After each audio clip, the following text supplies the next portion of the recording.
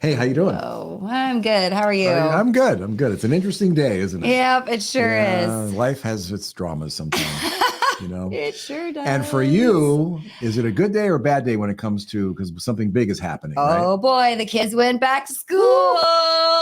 Yeah. Normally I'm the mom that celebrates, but this year I was the mom bawling on the playground because the baby went to TK. Yeah. And it's it's your last one and off they go. It's so sad and It's hard. And so now it's been a week of school and everybody's adjusting really well. But today my 4-year-old screamed and cried when I dropped her off. Oh, and it's always so hard. Mama. The teacher's like pulling them away and they're going, Mom! Oh, I hate that. And your heart, I'm a terrible mother. I'm leaving this kid to go to work. All the other moms from the school are texting me all morning. I saw Claire this morning. Are you okay? Oh yeah, it's awful, isn't it? I mean, the things we have to go through. It's heart-wrenching. It's really something. So that was a hard morning for me. But they're back to school, baby. Normal schedules. Here we go. Yep. I'm into it. Yep. And I might be becoming a grandfather again today. Yes. We'll see. My daughter's at UCSF. She's got a real challenging pregnancy. And she's, the baby's young and early, so we'll see. If you're here with us live, just send your thoughts and prayers out. Yeah, we appreciate it. Any thoughts and prayers you can send our way would be great. Thank you. So, okay, well, let's get on with the show, shall we? Yes. Welcome to A Place of Possibility. I'm Richard Del Monte. I'm Angela Wright. And we are so happy to have you here with us again. So, what's on the docket today, boss? Oh, man, we are spilling the tea on the 10 biggest retirement mistakes that people make. And you know that we've been doing this a long time. Yep. So we've seen people go into their retirement and all the way through, to the end of their days.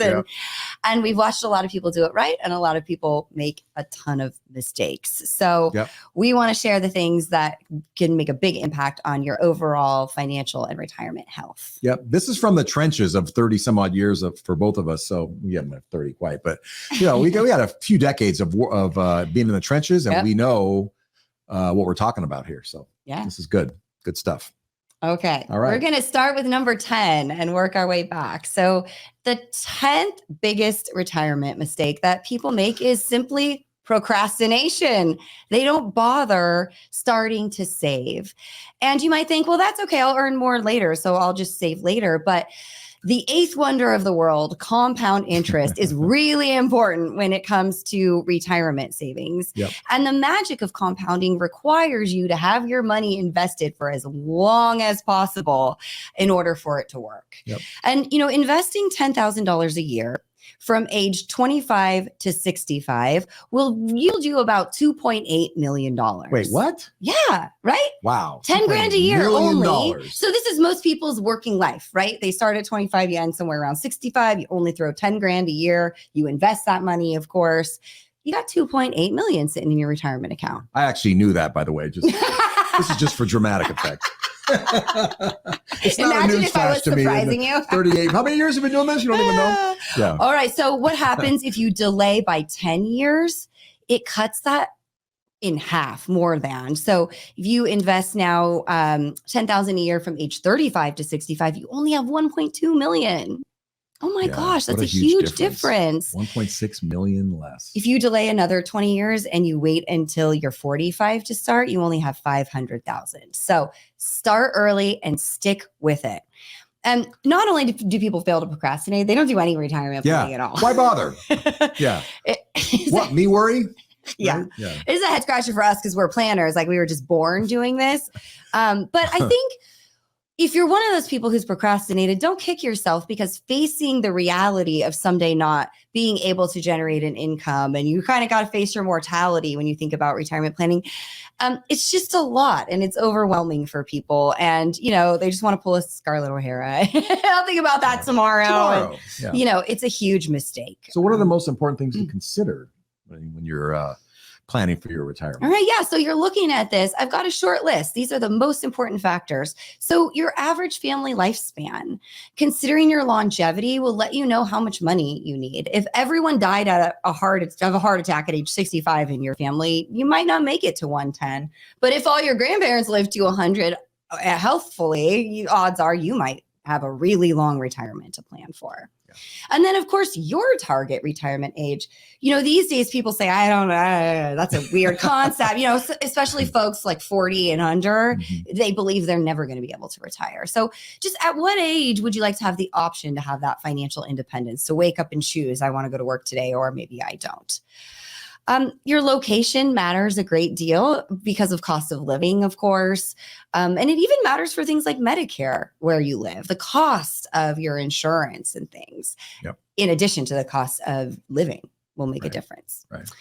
Your living arrangements. Will you still have a mortgage? Will your kids be in the home to take care of you? Or will you need long-term care at some point? Will you still have a partner or a spouse Sure. to be with you as well? Yeah. No, I got to buy a long-term care policy. Just kidding.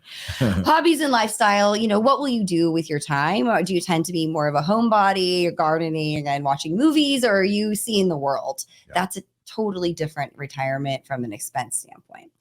And then, of course, your insurance and your health coverage. Will you retire at 50 and not have Medicare until 65? That's a big expense that you're going to need to plan for. And do you have long-term care, or are you paying out of pocket for skilled nursing someday? The average person spends about 4 years in some sort of care situation at the end of their life. Yeah. Most people don't even think about that. No, of course not. Yeah, big cost. So don't procrastinate.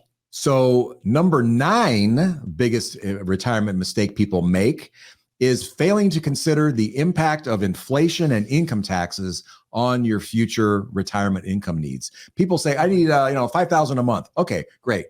But is that before tax or after tax? Because it makes a big difference. If your tax rate is 25%, you might, if you want to have 4,000, you might need to have 5,000 a month coming in, right? Yep. Gross.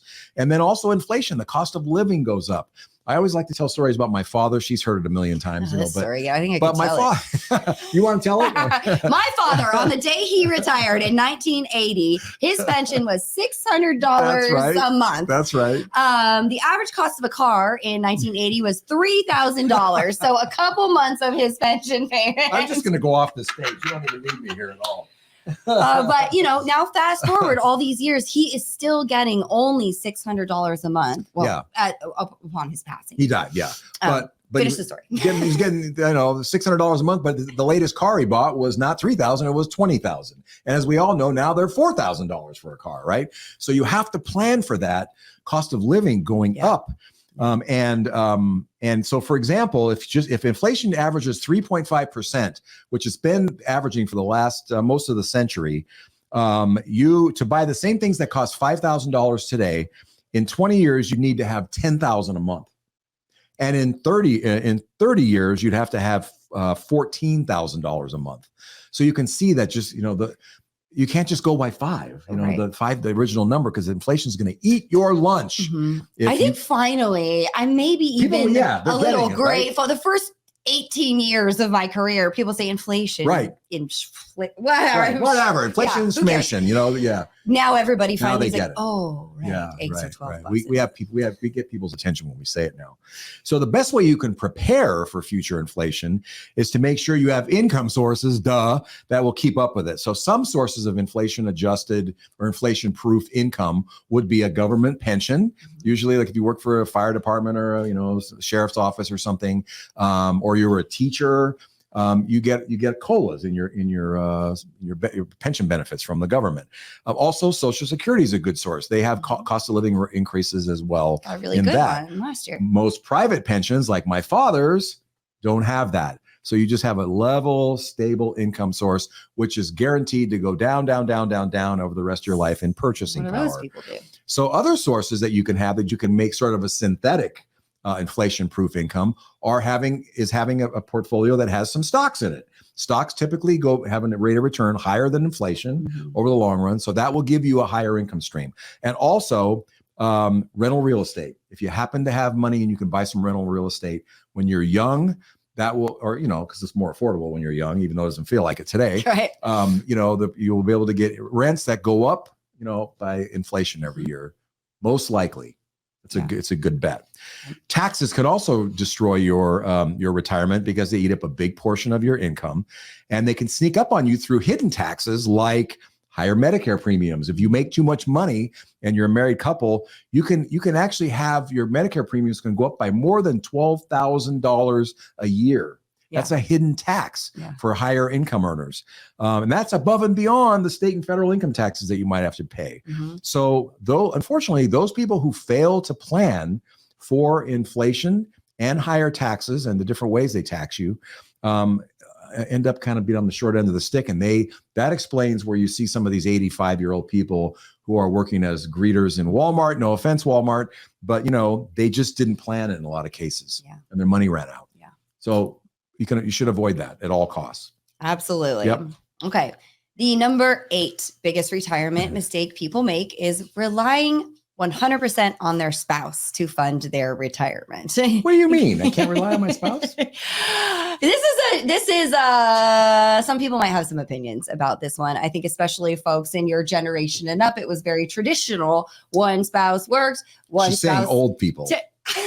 Okay, I get it. That's code. Traditional wise folks such as yourself. I get it.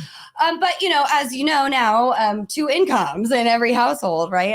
And so there are still some of us who are really reliant upon our spouse. And you're making 2 pretty risky assumptions when you do this. First, you're assuming you won't get a divorce, plain and simple, right? Everyone likes to think they'll be married forever. That's why we go into it. But the stats show, unfortunately, that 39% of us will get divorced. That's actually gone down from 50 a few years ago. So good job. Absolutely true. The reason it's gone down is fewer people are getting married. Oh, is that why? That's okay. True. But anyway, if you were getting divorced, probably the same.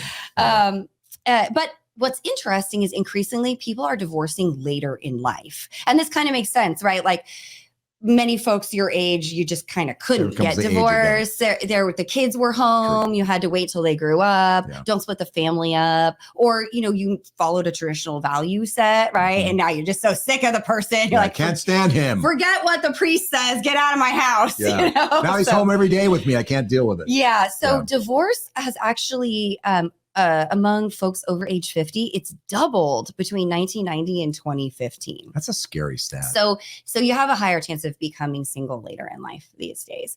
The second risky assumption is that your spouse is going to adequately prepare and, save enough for everybody. And so being in conversation about how we're doing that and how much there is and what's the backup plan if you become disabled, and you'd be shocked the number of clients we have where only one spouse comes in.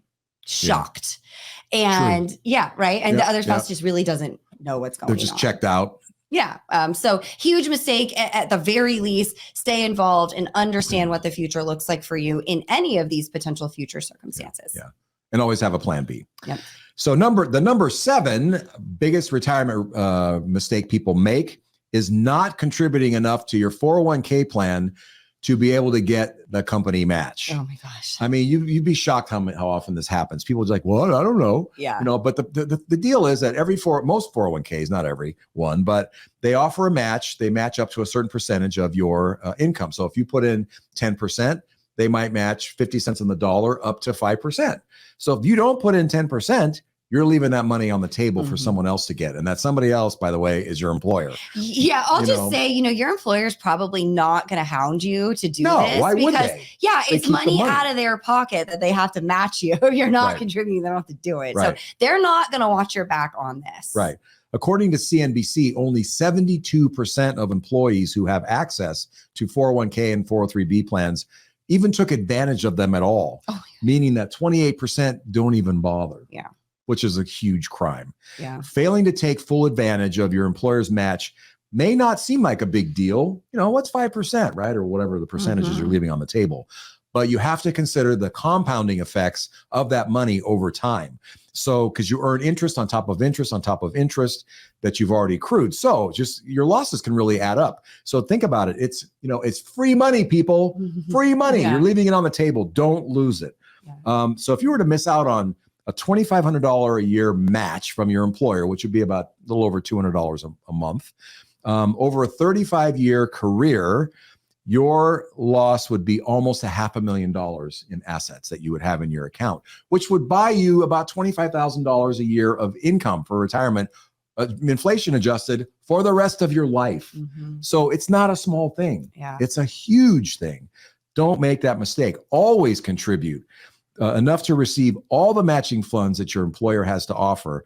And don't assume that because you're in an automatic investment plan that you're automatically getting, you're contributing the maximum so you get the match. A lot of times employers set the default rate really low because they don't want to pay the match. They want to keep the money, of course, right.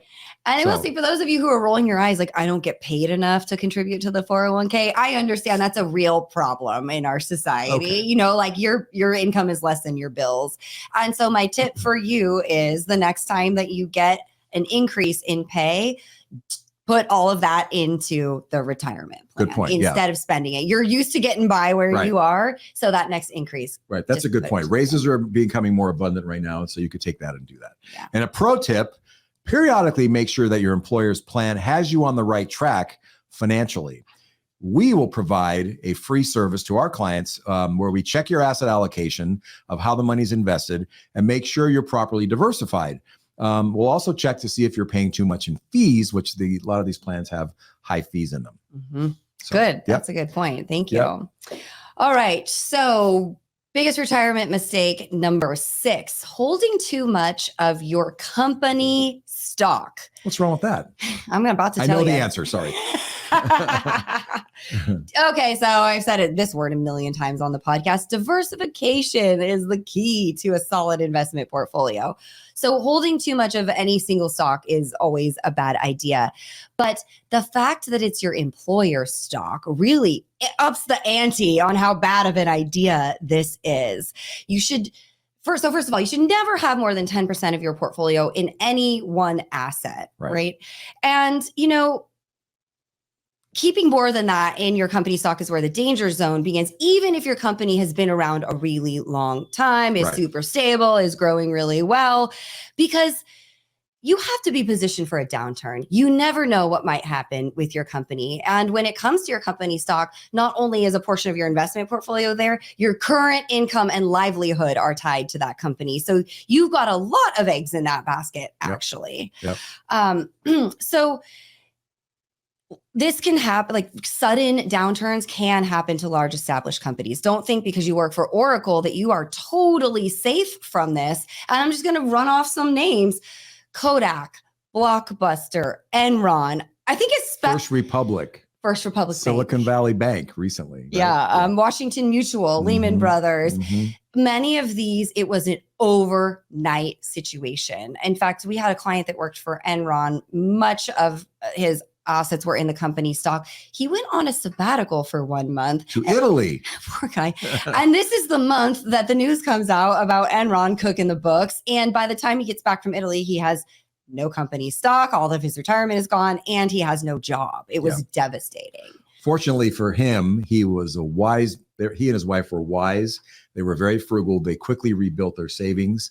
And I will be happy to tell you that now they are vacationing in Europe full time and they're going to Australia next. And I don't know when they're coming back and they don't even care because they are independently wealthy. So don't cry for them tonight. Right. But I mean, you know, the fact is they got into real trouble. They really did. And so, you know, if you are enrolled in an employee stock purchase agreement of some kind, and maybe you're making automatic purchases, the advice is to have a plan for what you're going to do on the back end. When are you going to consistently sell these off so that you don't get into that pickle of having more than 10% in the company stock? Right. So the number 5 biggest financial mistake people make in retirement, for planning for retirement, is being too emotional with your investments. Never, never, ever. Do we say never enough? Never. Never, ever let your emotions get the best of you when it comes to investing. Just recently, I spoke to a client who admitted that they stopped putting money in their 401k last year because the markets were going down. And so guess what happened? They did that because of what was happening currently. And of course, this year, the markets are way up. They're not putting any money in. So they missed out on all of that opportunity to buy in the markets at the lower prices last year than now when they're 15 to 20% higher, depending on the asset class.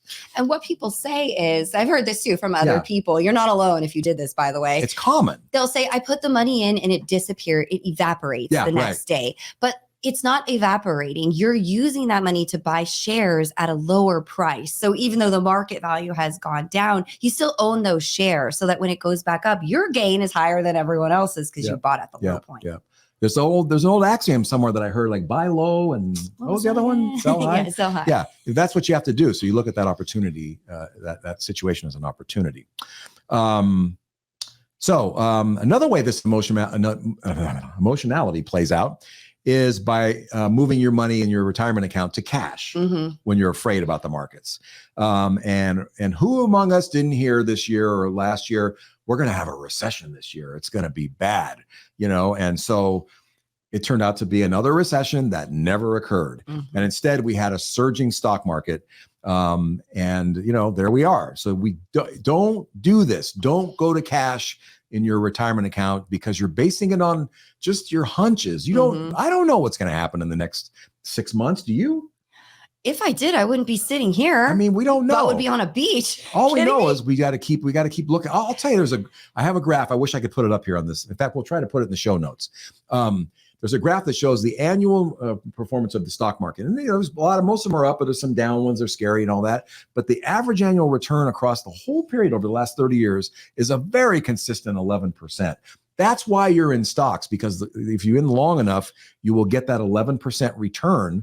And you have to just ignore the short-term gyrations because they're meaningless. The only thing they do is they give you an opportunity to buy some stocks low, as you said. That's the benefit of them. So they're not, a catastrophe by any stretch at all. Good point. Yeah. And one more thing. Let's see. We see employees that rely on guidance from other people that they think are experts or knowledgeable, like the guy in the next cubicle, or maybe your brother-in-law who's a plumber, and because they're involved in the markets, and you think, well, they must have better judgment than me, right? But again, they're basing it on short-term movements. They don't matter. Yeah. It's not going to make or break you. Guess what? How much the stock market has gone up since 1973? Just as an example, some people I ask them, 1,000%? I don't know. So the stock market since 1973, which is what, 50 years? 50 years. That can't be right. Trust me, it is. I've checked. No, that was like 20 years ago. I know. The stock market is up. The S&P 500 is up 50,000% from 1973. 50,000. And yes, that's including last year being a down year. Because if you included that, it would have been up before that, it would have been up 60,000%, but it lost a little bit last year. And now it's probably back even a little bit. So, but the 10,000%, it seems like a big number, but it's still 50,000 is an awfully gigantic number. So you just got to be long-term. Otherwise, you're going to drive yourself insane trying to time this or be worried about what's going to happen in the next 5 minutes. It doesn't matter. It's white noise. Ignore it. Assuming you have properly allocated your portfolio in the first place. It's white. The money if you have everything in Oracle stock, you should probably do something. Well, the money you need to pay your, property taxes in 3 months, do not have that in the stock market. Bad news. Bad news. Number 4, the fourth biggest retirement. Are you done? Are you done? Finally, he's done. The fourth biggest retirement mistake that people make is borrowing against their retirement accounts. So employees are allowed to borrow up to 50% of their company 401k account, up to $50,000. And you have 5 years to repay this loan. And you pay a very reasonable interest rate back to yourself. So it sounds like a really great deal, totally harmless, right? I've got $25,000 in credit card debt at 24% over here. And I've got my 401k with 50 grand in it. So why don't I just take 25 grand and pay off the debt? Right. Makes sense. And so many people do this, so some of my girlfriends are going to call me after this and say, hey, why are you talking shit about me? Why don't you tell me to do that? They're going to say, you're talking about me. I am because the black and white numbers make that seem like it makes sense. But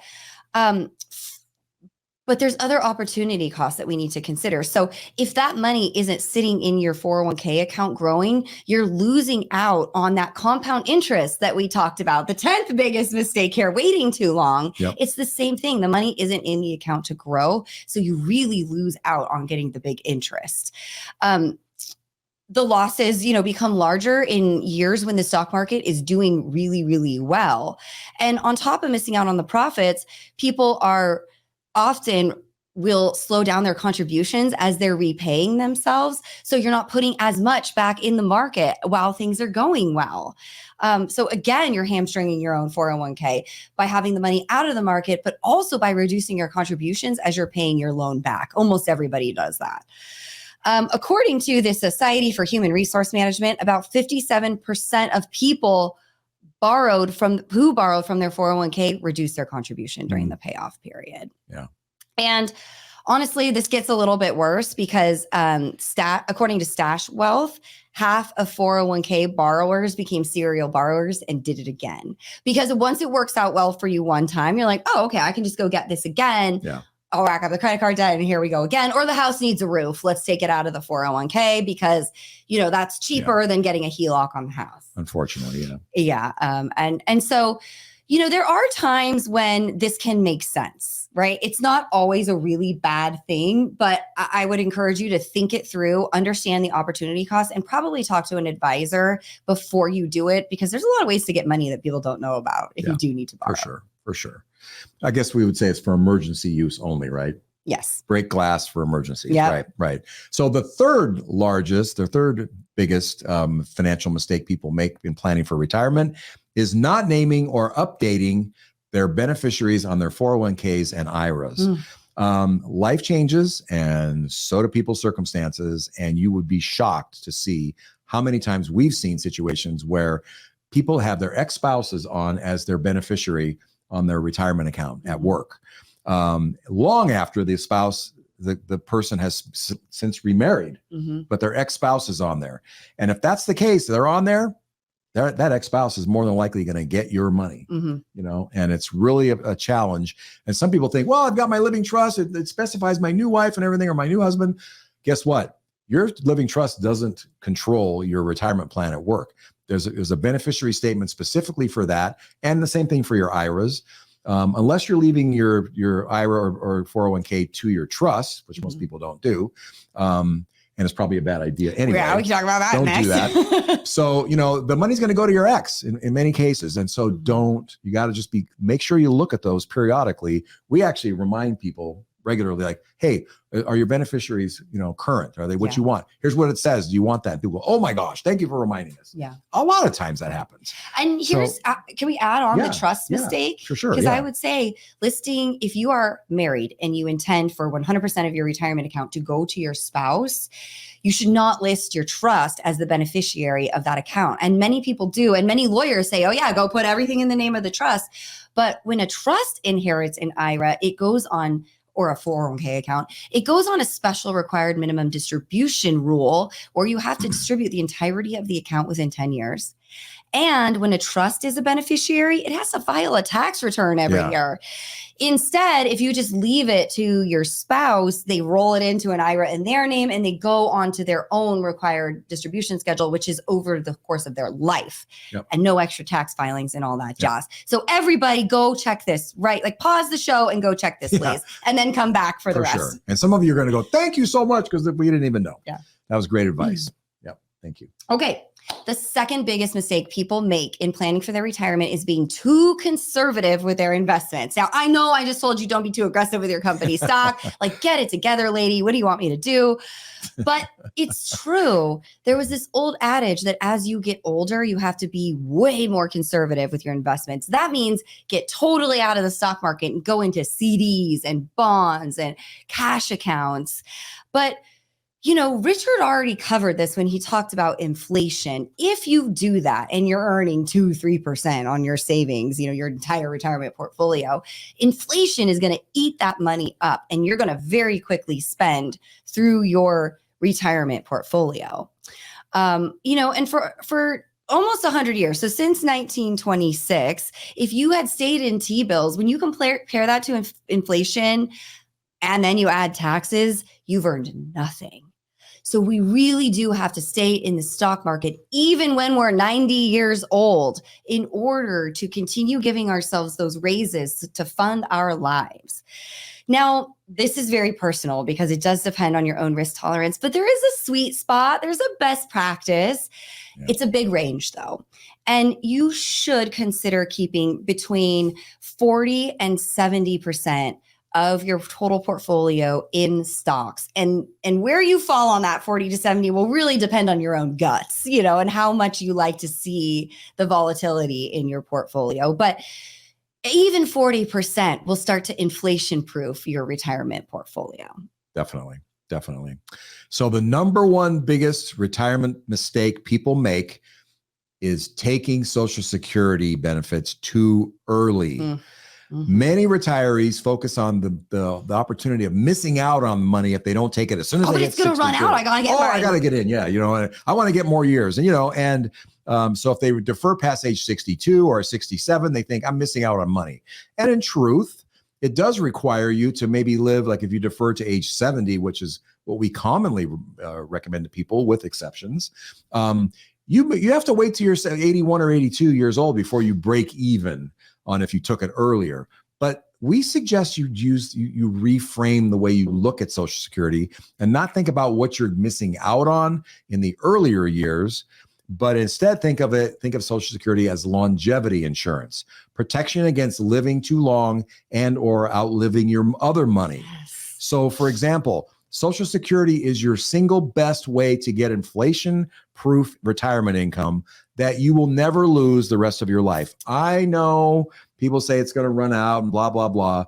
It ain't going to run out. They're not going to allow it to happen. They would have a revolution on their hands. Mm-hmm. So if you're close to getting retirement, Social Security benefits, you're going to get your money. And if you don't, they'll just print the money if they don't have it. So you're going to get it. So if you live too long, it's possible that your portfolio could run out of money before you die.